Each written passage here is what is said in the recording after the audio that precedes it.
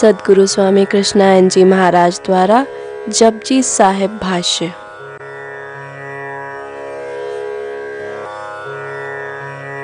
श्री गुरु ग्रंथ साहिब में श्री गुरु नानक देव जी की अमृत वाणी जपजी साहिब की 26वीं पौड़ी।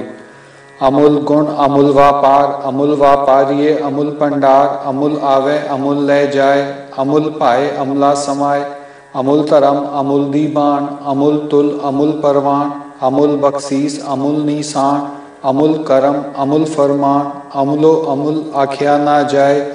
आख आख रहे लिवलाए आखे वेद पाठ पुराण आखे पढ़े करे वख्यान आखे बरमे आखे इंद आखे गोपी तय गोविंद आखे ईसर आखे सिद्ध आखे केते कीते बुद्ध आखे दानव आखे देव आखे सुर नर मुंजन से केते आखे आखन पाए केते कह उठ उठ जाए एते कीते होर करे ता आख ना सके केई के जेवट पावे तेवट होए नानक जाने साचा सोए जेको आखे बोल विगाड़ ता लिखिए सिर गावारा गावार। आज हम 26 पौड़ी पर विचार करेंगे। विष्णु सिद्ध भी इनका वर्णन करते हैं। आखर ईसरु आखे सिद्ध। सदगुरु नानक देव कहते हैं इनके गुण अमूल्य हैं, इनके व्यापार भी अमूल्य हैं, इनके व्यापारी भी अमूल्य हैं, इनके भंडार भी अमूल्य हैं। जो लेने आते हैं वह भी अमूल्य है, जो ले जाता है वह भी अमूल्य है। उसका भाव भी अमूल्य है, उसकी समाधि अमूल्य है, उसका धर्म अमूल्य है, उसका वरदान अमूल्य है, उसका प्रतीक अमूल्य है। उसका बखान करते करते कितने ध्यानस्थ हो जाते हैं। वेद का वर्णन करते हैं, पुराण उसका पाठ करते हैं, विद्वान उसका वर्णन और बखान करते हैं, गोपी और गोविंद उसका वर्णन करते हैं, विष्णु और सिद्ध उसका वर्णन करते हैं, अनेक अनेक बुद्ध उसका वर्णन करते हैं, दानव और देव उसका वर्णन करते हैं, सुर नर मुनि जन और सेवक जन उसका वर्णन करते हैं। कुछ वर्णन कर पाते हैं तो कुछ वर्णन करते करते ही विदा हो जाते हैं। उसने जो किया वह भी करेगा, उसका हिसाब कोई और नहीं लगा सकता है। वह जैसा चाहता है वैसा हो जाता है। पर यदि उसका वर्णन करने का दंभ भरे तो उसकी गिनती गंवारों में भी गंवार में होनी चाहिए। गुरु नानक देव कहते हैं कि अमूल्य है, वह अमूल्य है। गुरु नानक देव यत्र तत्र तीर्थ यात्रा करते थे। और एक बार तीर्थ यात्रा करते करते एक धर्मशाला में निवास करने चले गए। वह एक भक्त का धर्मशाला था, वह सेवा करता था। जब कोई साधु महात्मा की सेवा करता था तो उससे एक ही प्रश्न करता था कि साधु महात्माओं का भाई आपका तो सेवा की, इसका फल क्या मिलेगा हमको।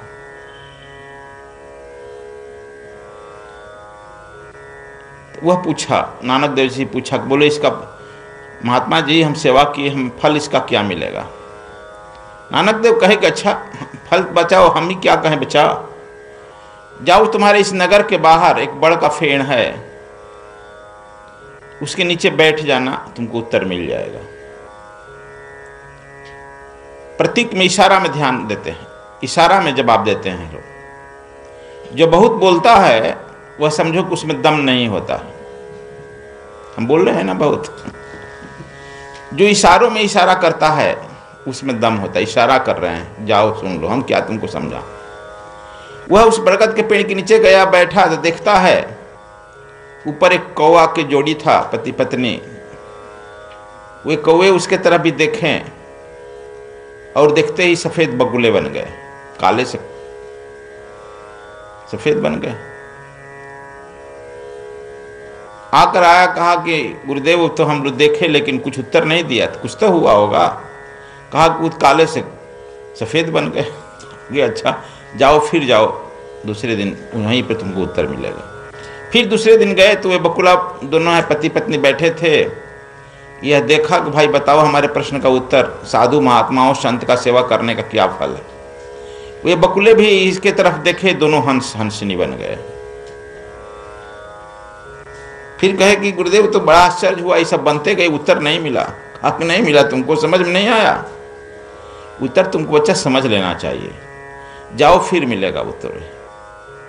तीसरा दिन भी जब गए, वे हंस हंसनी भी देखे तो दोनों जो है सुंदर दिव्य पुरुष बन गए, पति पत्नी औरत की बन गए। आ करके उनको झुक कर प्रणाम किए, कहे कि भाई संत महात्मा की सेवा का क्या फल है? तो कहा कि आपको मालूम नहीं हुआ, आप संत का, महात्मा का, गुरु नानक देव का सेवा किए हैं, आपके पहले दिन दर्शन किए ही हमको कौवा से बकुला बन गए, दूसरे बार आए तो भी आप ही का हम दर्शन किए और आपके दर्शन मंत्र से हम हंस हंसनी बन गए, तीसरे बार आए तो आपके दर्शन मात्र से देखिए हम शुद्ध दिव्य पुरुष बन गए।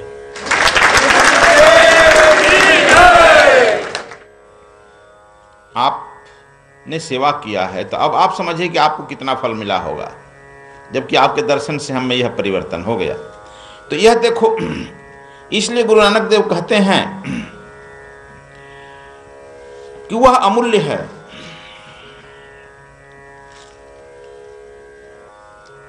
वह अमूल्य है, उसके साथ रहने वाला भी अमूल्य हो जाता है, उसके व्यापारी भी अमूल्य हो जाते हैं, उसके सामान ले जाने वाला भी अमूल्य हो जाता है।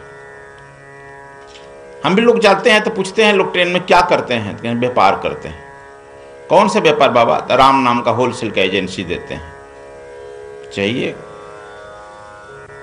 इसी का एजेंसी हम होलसेल का रखे हैं, जो मांगता है तो उसकी एजेंसी दे देते हैं। तो यह देखो, यह अमूल्य है, लेकिन तू इसका मूल्य नहीं लगा सकता है। कहते हैं कि इन लोगों के पास शास्त्र नहीं होता है। समय के सदगुरु जो होता है उसके पास शास्त्र नहीं है, वह विद्वता नहीं है, बोलने का ढंग नहीं जाता है। तो पूछेगा कि यह शास्त्र बोलो, शास्त्र नहीं है। वह जो बोलता है वह स्वयं शास्त्र हो जाता है। उसके मुंह से निकलती हुई जो है कलकल करती हुई, गौरी शंकर के शिखर से जिसे निकलती है गंगा नदी, उसी तरह से उसके मुंह से निकलती हुई कलकल करते हुए, अविलत करते हुए, हर हर कहते हुए बढ़ती है और अनंत जा करके सागर में मिल जाती है। उसी तरह से गुरु नानक देव की वाणी जो है निकल कर गुरुमुखी कहलाई और इनके मुंह से जो है निकल करके बिल्कुल गंगा सागर की ओर यात्रा कर दी। इसलिए इनकी बात समझना चाहिए। यह उपनिषद में कहा है ओम पूर्ण है, एक ओंकार पूर्ण है, उससे निकली हुई पूर्ण है, बची हुई रास पूर्ण है। यही कह रहे हैं अभी कि वह अमूल्य है, परमात्मा अमूल्य है, उसका व्यापार भी अमूल्य है। हम उसका व्यापार तुम लोग यहाँ कर रहे हैं, इसलिए तुम लोग जब सुन रहे हैं तो तुम लोग अमूल्य हो गया। तुम्हारा कीमत नहीं लगाया जा सकता है, सबका कीमत लगाया जा सकता है, लेकिन तुम लोग माया का कीमत लगाता है, माया को माप सकता है। जितना भी तुम दिखता है माया को, संसार और माया एक दूसरे का पूरक है, और हर चीज हर हम लोग माया का पूरक करते, लेकिन इसको परमात्मा को नहीं लगाया जा सकता, इसका मूल्य नहीं लगाता। विज्ञान जो है अपनी प्रयोगशाला में देखना चाहता है गुण दोष कर नाप करके, लेकिन धार्मिक व्यक्ति तो खोना जानता है, उस धर्म में डूब जाना चाहता है और डूब करके अपने अस्तित्व को उसमें विलीन कर देता है। माया एवं संसार दोनों एक ही है। माया बाहर संसार को खोजती है, मन जो है अंदर शरीर के अंदर खोजती है, मन भी खोजती है। माया संसार को खोजती है, मन शरीर के अंदर वासना को खोजती है। दोनों का खोज एक ही है, मन और माया का। ब्रह्म सत्य है। शंकराचार्य कहते हैं कि ब्रह्म सत्यम जगत मिथ्या, झूठा। जो दिखाई पड़ता है वह सत्य नहीं है, जो नहीं दिखाई पड़ता वह सत्य है। लेकिन थोड़ा इसमें मैं संशोधन किया हूं। ब्रह्म सत्यम जगत अपि सत्यम सामयपेक्षिकम। ब्रह्म सत्य है और सत्य जो है असत्य नहीं बना सकता है, जो सत्य से निकलेगा सत्य ही निकलेगा। इसलिए यह संसार भी सत्य है ब्रह्म के सापेक्ष में। फिजिक्स में और मैथ में सापेक्षवाद का सिद्धांत आ गया है। जैसे पेड़ है लेकिन छाया है, उसका पेड़ की उपस्थिति में छाया होगा, पेड़ के सापेक्ष में छाया होगा ना। पेड़ नहीं रहेगा तो छाया आएगा। उसी तरह से ब्रह्म के सापेक्ष में जगत भी सत्य है।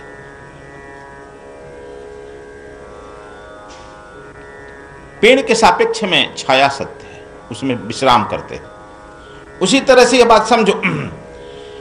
हम लोग यह कहते हैं कि वह सब अमूल्य है, उसका भंडार भी अमूल्य है, लेकिन हम लोग हिटलर, लेनिन, मार्क्स, चंगेज खां, ये सब मूल्यवान है, इनका मूल्य लगता है। राजनेताओं का भी मूल्य लगता है। तभी ना इस पार्टी से उस पार्टी में बिकते हैं, खरीद बिकते। तुम अपने बच्चे को दुल्हा के रूप में भी मूल्य लगाते हो, तिलक लेते हो, मूल्य लगाते हो ना, दुल्हन का भी मूल्य लगाते हो, सब चीज का मूल्य लगता है, लेकिन भगत का मूल्य नहीं लगता है। इस संसार में माया में सब चीज खरीद फरोख्त होती है, लेकिन तुम तीर्थ में जाते हैं तो पंडा का भी मूल्य लग जाएगा। इतना पंडा पैसा देगा, फटाक से तुमको अंदर मूर्ति तक ले जाएगा ना। तीर्थ के अंदर पंडा का भी लग जाएगा, मौलाना और गुरु ग्रंथी का भी मूल्य लग जाएगा, तांत्रिक और मांत्रिक का भी मूल्य लग जाएगा, लेकिन नानक का मूल्य नहीं लगा सकते, अमूल्य है। जो उस ब्रह्म को जान जाता है वह अमूल्य हो जाता है, उसका मूल्य तुम्हारे बस का। नानक, कबीर, दादू, दरिया, पलटी, भक्त बोलो जो हैं, इनका मूल्य नहीं लगा सकते। जो उसका व्यापार करने लगता है उसके व्यापार का भी मूल्य नहीं लगा सकते। नानक देव का व्यापार जो है निकला है जपजी साहब, इसका मूल्य लगा सकता है तुम? इसलिए कहें कि इनके हमारे व्यापार का भी मूल्य नहीं लगा सकता है। महापुरुषों के नाम भिन्न भिन्न हैं, लेकिन सभी इस धरातल पर एक ही हैं, अद्वैत हो गए। सब एक ही अद्वैत, क्योंकि ब्रह्म एक है, उसे मिलकर सब एक ही ना होगा, अद्वैत हो गए हैं। तुम जो है अलग अलग मूल्य लगा लेते हो, फलाना बड़ा है, फलाना छोटा है। बड़ा और छोटा जो किया तो बड़ा का मूल्य लगा दिया ना। अपने इष्ट को हम कहते हैं बड़ा है, तो उसका माने 100 रुपया का हो जाएगा, छोटा होता 80 रुपया का हो जाएगा। मूल्य तो तू लगा दिया। तू मूल्य लगाने वाले मूल्यवान हो, इसलिए बिना मूल्य लगाए मानेगा नहीं। अपने गुरु का, इष्ट का, सबका मूल्य लगा फटाफट लगाएगा। इसलिए मूल्य की ही पढ़ाई पढ़ रहा है तू निरंतर।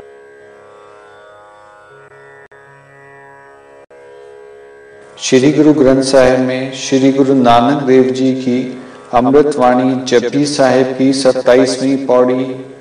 सोदर केहा सोकर केहा जितपे सर्व समाले, वाजे नाद अनेक असंखा, केते वावन हारे, केते राग परे सो कहियन, केते गावन हारे। गावे तुहनो पौन पाणी बैसंतर, गावे राजा तरम हारे। गावे चित गुपत लिख जाने, लिख लिख धर्म विचारे। गावे ईसर बर्मा देवी सोहन सदा सवारे। गावे इंदासन बैठे देव त्यादार नाले। गावे सिद्ध समाधि अंदर गावन साध विचारे। गावन जति सती संतोखी, गावे वीर करारे। गावन पंडित पढ़न रखी स, जुग जुग वेदा नाले। गावे मोहनिया मन मोहन, सुरगा मच प्याले। गावन रतन उपाय तेरे, 68 तीरथ नाले। गावे जोध महाबल सूरा, गावे खानी चारे। गावे खंड मंडल वर पंडा, कर कर रखे तारे। सही तुदनो गावे जो तुद पावन, रत्ते तेरे भगत रसाले। होर केते गावन से मैं चित न आवन, नानक किया विचारे। सोई सोई सदा सच साहिब, साचा साची नाई। है भी होसी जाए न जासी, रचना जिन रचाई। रंगी रंगी भांति कर कर जिनसी, माया जिन उपाई। कर कर वेखै कीता अपना, जिव तिस दी वडियाई। जो तिस भावै सोई करसी, हुक्म न करना जाई। सो पातशाहा साहा पात साहिब, नानक रहन रजाई। हम सुने हैं कि एक स्कूल में एक इंस्पेक्टर गया था। तुम लोगों की स्कूल की ही बात है तो स्कूल की बात कह दें, तुम ब्रह्मचारी हो, आचार्य हो। एक इंस्पेक्टर गया था और वह लड़के से पूछा, आकाश में हवाई जहाज 1000 किलोमीटर के स्पीड से जा रही तो मेरा उम्र क्या होगा। और साथ ही साथ कहा कि हम जब से इंस्पेक्टर हैं तब से ही प्रश्न पूछते आ रहे हैं, स्कूलों में कोई विद्यार्थी नहीं बताया यार, कहीं तो कोई बता दे। उस स्कूल का सबसे बदमाश एक लड़का था, हाथ उठाया, हम बताएंगे बदमाश। सब मास्टर गड़बड़ा गए कि बदमाश है, कुछ हम लोग गड़बड़ करेगा, पीछे से इशारा कर मारेंगे।